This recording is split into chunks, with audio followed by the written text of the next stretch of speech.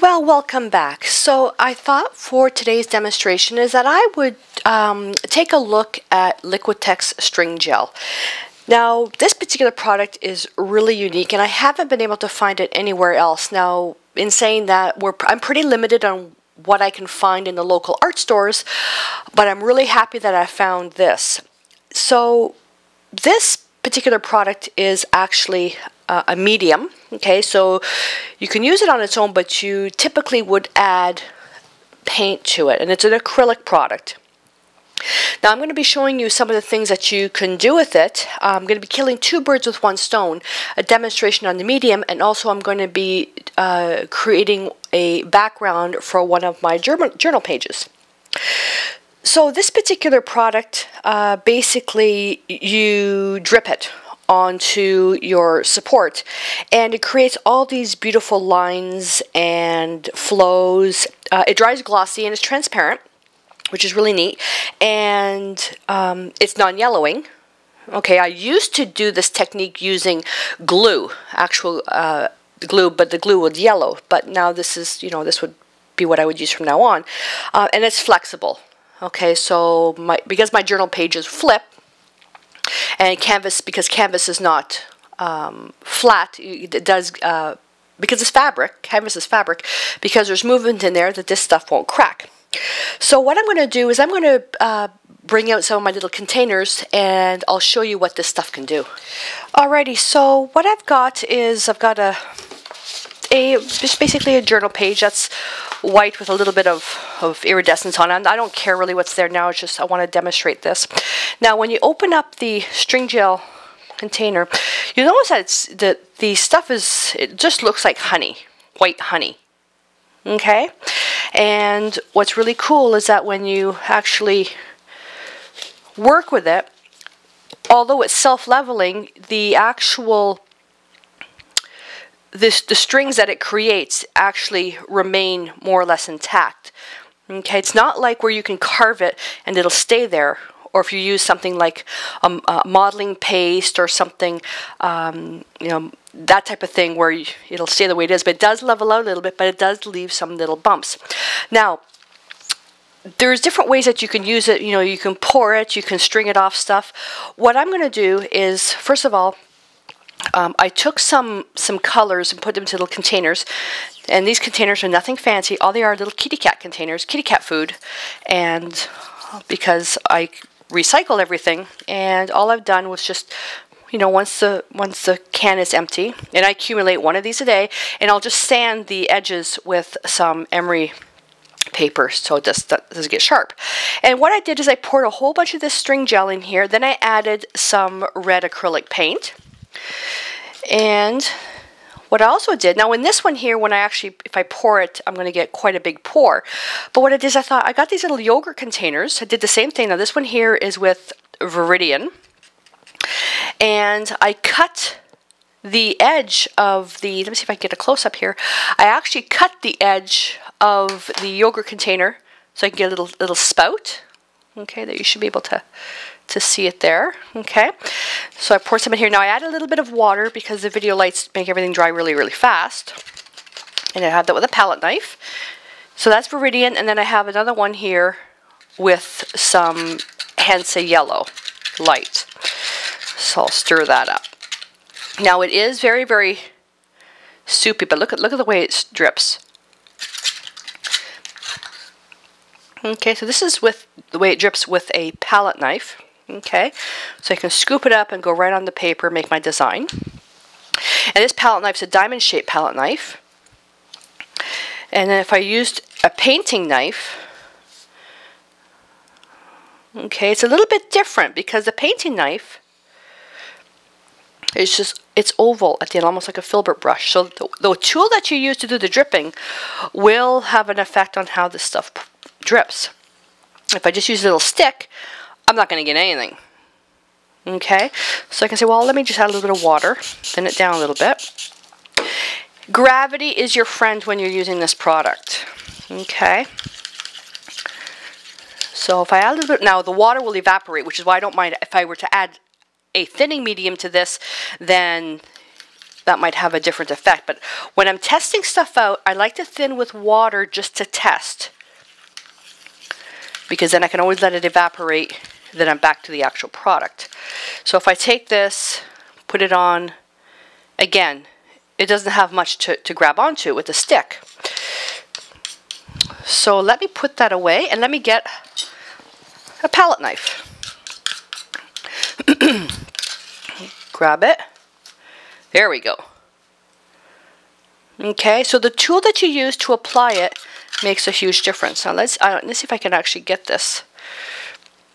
See the way it kind of makes all those nice marks, and then they'll end up staying like that. Okay, I personally like taking the little containers and cutting the little pieces out of them. Okay, like that, for the pouring technique. I really like that when I pour this stuff.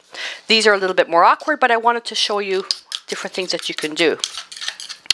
Okay, so what I have here is I've got my journal here, and let me start with some green, and I'll get different close-ups on this as well. So if I just take this, get it started, pick up a nice amount, get it started, and then I can come here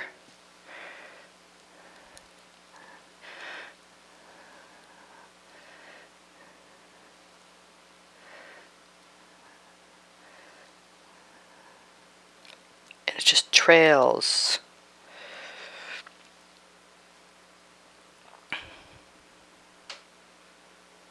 I'm almost like dry brushing with this. It's pouring and pulling and pulling. Okay, so that's that. Okay, just so you can see a close up there. Isn't that kind of cool? It'll stay like that. It will level out a little bit, but what I like to do is if I were to, want this to really flatten out, I would add more water to it, or like a flow medium. But with the water I add to it strictly to help with the flow, but as well as because of the drying time. Okay, let me just do another one. Okay, get it started.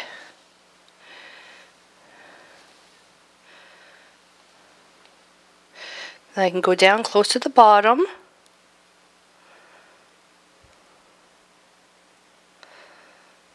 What's really neat with this is I can write with it. And if I want to finish it up, I'll just kind of roll it. Okay, so there's that one. That's kind of cool. Now to write with it, I'll actually do it sideways. This requires a little bit more practice, and it's how you get the consistency of this that makes a huge difference. This one is not quite there. Not quite there yet.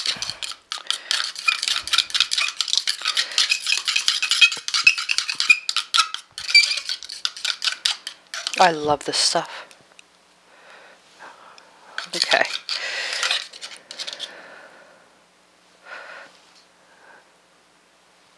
Start with a piece of art, and as you get down to it,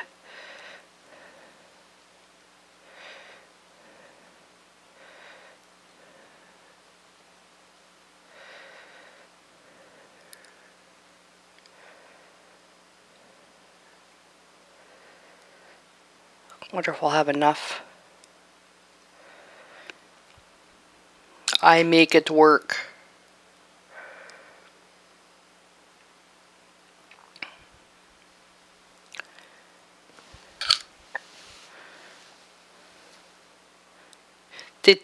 The preloading I would basically do on scrap paper, but I don't want to waste this. Here we go.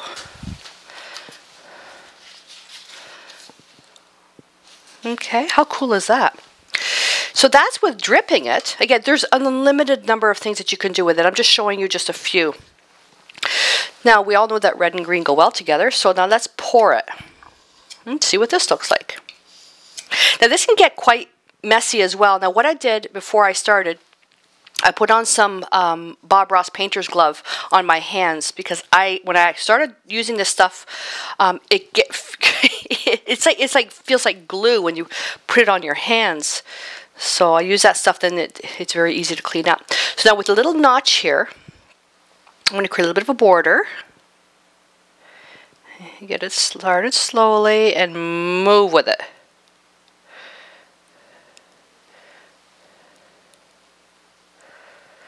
Right next to the red, right on top. And I'll just go here at the same time. Okay, and I'll just clean off the edge a bit. Okay. Now if I hold that up, only the really, really thick parts are going to drip, which creates a really neat effect. Okay. Now let me take the yellow.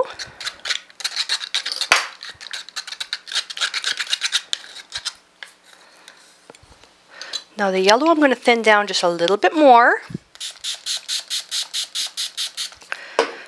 Make it a little bit more stringy. And you get it? String gel, stringy. Okay, I've only had one coffee.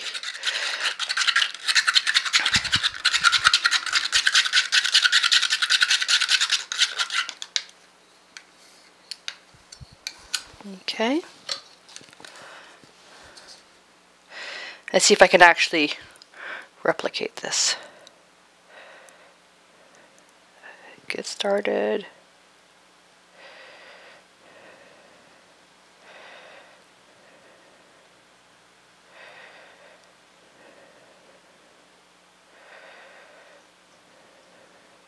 Crossing the T is going to be a challenging. There we go. How awesome is that? Look at that. That is so neat. Now, what I could do with this too is I could actually mix up some string gel with some iridescent paint, which will add quite some nice sparkle on this. Okay, and then from here I can, you know, again, this is just basic colors that I've got here because I just want to show the technique. Okay, I can make some lines. You can color mix this as well. Now, one thing that's kind of cool, oh, let me reach. I'm going to get a brush. I'll show you some brush techniques, but I'm going to get another piece of paper. Okay, so I've got my, one of my art journals that I'm almost finished preparing the backgrounds on. And what this is Terra Skin. Okay, so I take the Terra Skin, I cut it, I bound the journal, painted the backgrounds on only one side, but the other side is a little bit kind of too intense. So what I'm going to do is I'm just going to take a facing page because it's easier for drying. Okay, and I'll do something on here. But what I have is I've got a mesh, which is from a garlic bag. Garlic comes in this mesh bag. Okay, and I've got that, and I'm going to see if I can do something with this. I'm going to stretch it out because I love the honeycomb look with it. Okay, and one of the attributes to the string gel, actually looking at the container, which kind of piqued my interest with this. Where is it? Oh, and of course I'm not going to be able to find it. Oh, here we go. A gel with honey-like consistency. Okay, I thought, well that looks kind of like a honeycomb. So I thought, you know what, anything that gets you inspired. So I'm going to stretch that. Okay. I could also use, there's plates of I think it's aluminum or steel, whatever, at Lowe's, and they're actually cut like this, but it's quite expensive to use as a push stencil for what I'm doing. I kind of like this because I actually want to leave this in my book. Okay, well, because the journal is more of a yellowy green, why don't I just do it with red? So make sure I leave my palette knives in the water. So what I'm going to do is, I've got a brush here too. I'll show some brush techniques. So I'm going to take this and I'm just going to do something funky here.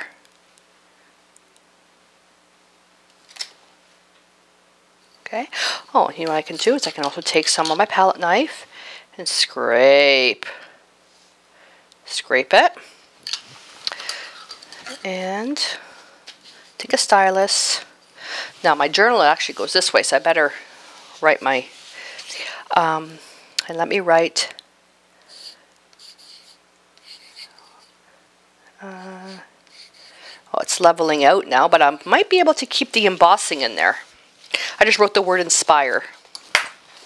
So now if I want to take this, and I can actually just push it off onto the side, and I'll just take a little bit of this, and I'll just kind of drip it on there. It'll also act as a little bit of adhesive as well. Okay, it'll be a little bit of an adhesive. But now what I'm going to do, I'm going to take the product just the way it is. Okay, now this is one of the reasons why I put the painter's glove on first, because when I pour it, I'll just use my finger to scoop it up and push it back in, and then wipe it off my hands. It won't actually stick to my skin. So I can start really low for a thick stream, but if I go really high, it'll get, I wonder how far I can go with, so you can see it in the camera. There we go. And I'll just use this on the edge. And it's going to dry transparent.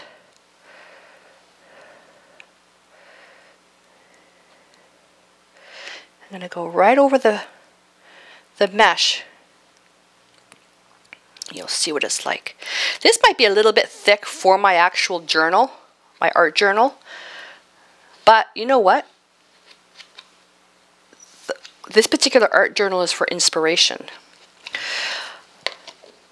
Whereas what I kind of like doing is when I create pochads, which are quick study paintings, you know, sometimes I feel kind of restricted when I'm working on canvas. Whereas sometimes I really like working with my art journal. Now, very rarely do I show anybody my art journal because it's a very personal thing. Sometimes when I'm having a bad day, I'll actually write in my art journal. You know, sometimes it's pretty dark, and then what I'll do is I'll end up painting over it. That way, it's a secret. So, but every once in a while, more often than not, is I will do something in my art journal that totally inspires me for a painting, and then I will use that as my pochade. Okay, so it's just a little bit easier to manage creating pochades and experimenting in that in an actual journal, because I can actually write what I did. So, okay, so there we go. Now it's starting to level out a little bit. So what I can do too is I will open it to the other side. Okay. I'll open it to the other side. And now instead of doing the pouring, I'll actually use the brush to see what I can do with that. The whole thing is experimenting. I love to experiment with different types of mediums. Okay, so I'm going to take my brush, just an old bristle brush, and I can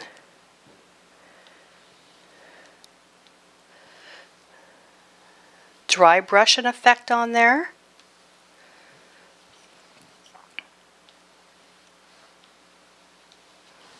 Okay, and on the other side of the brush, I can actually pour. Let's see if I can do it the other way so I don't get in the way. I'll pour right on top of the green.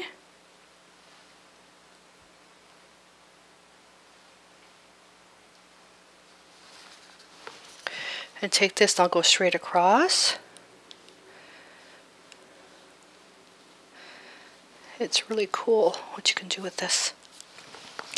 Now, again, there's just different applications for this product, and you just have to experiment what works for you. See, this one's really starting to dry out now. It's really getting thick, but I'll take some red, and I'll just basically go and just pour it to create a pattern. Okay, then I can take my brush and I can just drag it a little bit more. Okay, what I did is I gave this about 5 minutes, and how it's really softening out now. This one here is spreading out a little bit more than I would have liked, but it's still okay. It's still okay. So I'm going to go here. And this one here, take a big pile of it.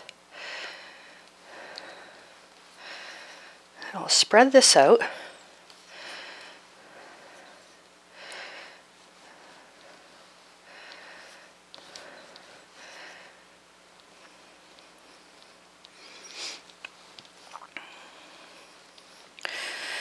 Okay, now what I'm going to do is I'm going to drip green dots on this. Okay, I'm done with this brush. I'm just going to put that in my paint bucket, and I'm going to use the green. And I'm also going to kind of, now hopefully you can see that without too much shadow. I'm going to do this to control the drip to get started.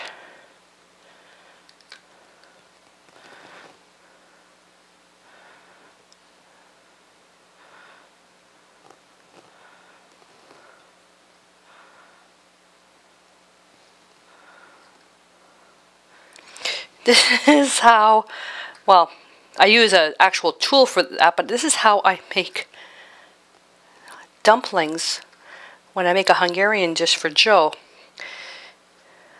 Right into the water. Well, I wonder how that tool would use for something called nokedli. I wonder what, if I use that tool to do that, I think Joe would have a fit. Don't use our macaroni, or it was not macaroni, our spetzel maker, nokedli maker, whatever you want to call it. Don't use that. Okay, I had to move my microphone for a sec. Now I'm going to take this, I'm going to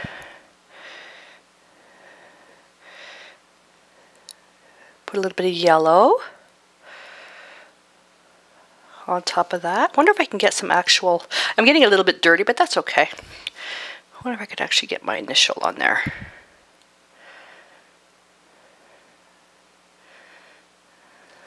Okay.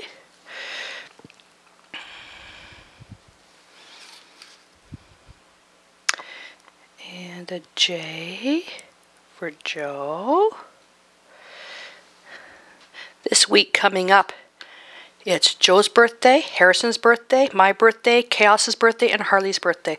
The only one kind of left out in the pack is Shandy. Her birthday is in January. July, I should say. Let's see for Chaos. Oopsie! Of course, Chaos's line is going to be all funny. An S for Shandy.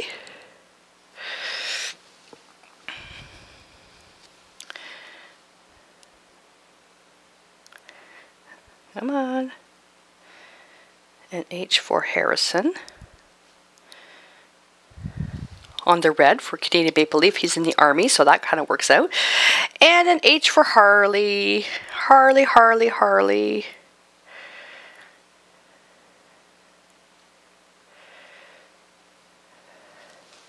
Well, I have one dot left. GJSHHC. How about an A for art?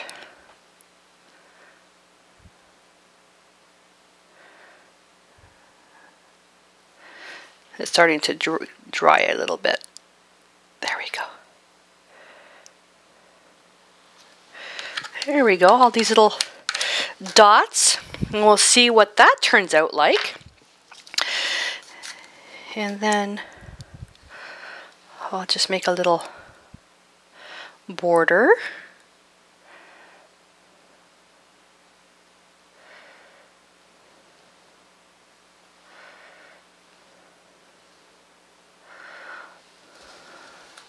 It's kind of cool what you could do with this. Don't do anything that's really to be structured, because you'll never get it. Because basically using this, every single piece of artwork that you create will be completely unique because of the properties of the gel. Now this one here now, let me get, what am I going to get to use this? I'll use a brush. I'm gonna, because this has had time to thicken up now. The water's evaporated. But see how thick it is? It's really thick, so I can...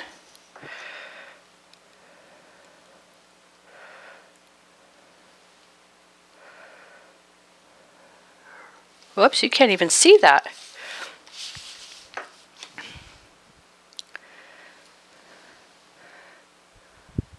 How cool is that? Bring it down to pull, pull, pull, and you get little dots and lines. There we go. Nice thing about this is that you can layer. Now I should let this dry so I can layer some more, but I just want to finish this demonstration. Oh, that's really thick.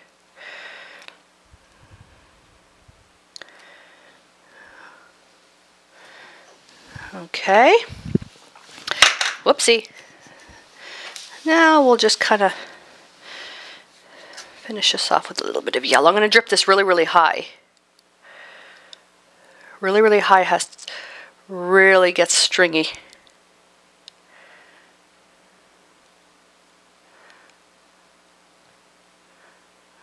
I'm really high just to show you how high I am. Really high. Whoa, where am I? Way up here.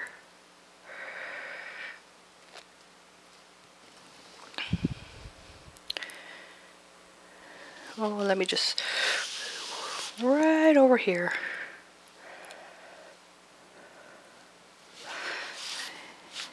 Again, this is just a demonstration, so I'm just gonna...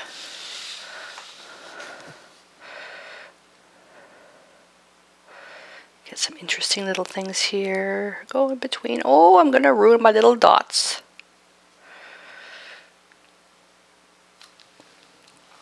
And let's take a little bit of green. There's not enough green.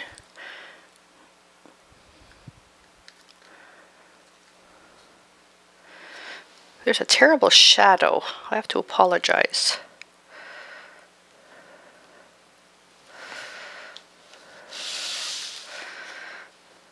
This would make for a really nice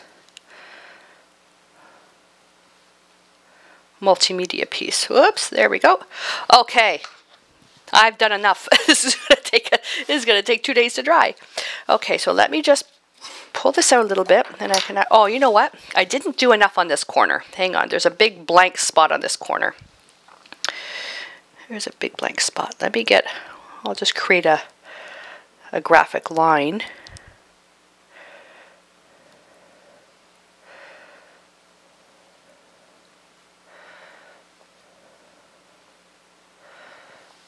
I know you can't see that part. I'm just going around the border. I'll put, I don't think I have enough red to go right on top, so I'll just use yellow. This is getting pretty dry.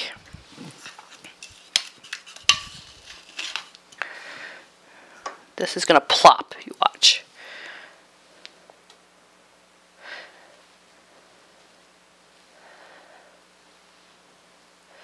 I'm going to go right on top. I have to apologize for that terrible shadow. Okay. We'll pull this out. And then what we've got is now we have a big spread done up here. Okay. And the pieces, let's see how close we can get. The camera might not be able to focus on that. Look at the texture on that. Now again, this is a little bit, this is pretty 3D for my art journal, but you know what? It's giving me some ideas already, especially where I've used the mesh. That's giving me some ideas. Well, one thing that I really need to put in here, which is really,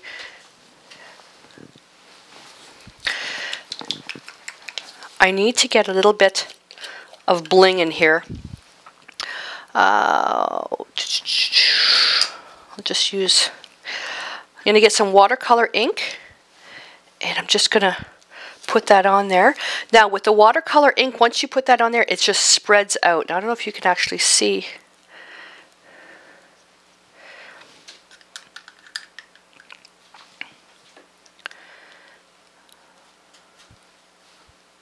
I love to throw the splatter on here to get the line. This, you got to be so careful when you do this. You know why? Because you know what I've done? I've actually done splatters. I've thrown the splatters and I've got it on my walls. And throw it. And you get those beautiful lines. There we go. Now that was just watercolor ink that I was using. But you can easily take gold paint and thin it down with some flow medium. And then now I can take my stylus, and if I just kind of go around and I can actually drag, I don't know if they'll be able to see that, I can drag the paint right through the watercolor ink.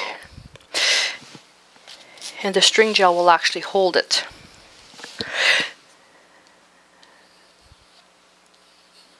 Well, you can't see that part, can you? It's just different things that you can do. And what's really neat is that this can act as a background for something else.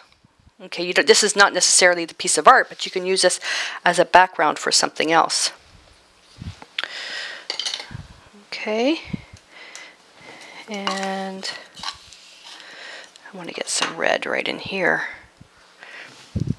That's too dry now.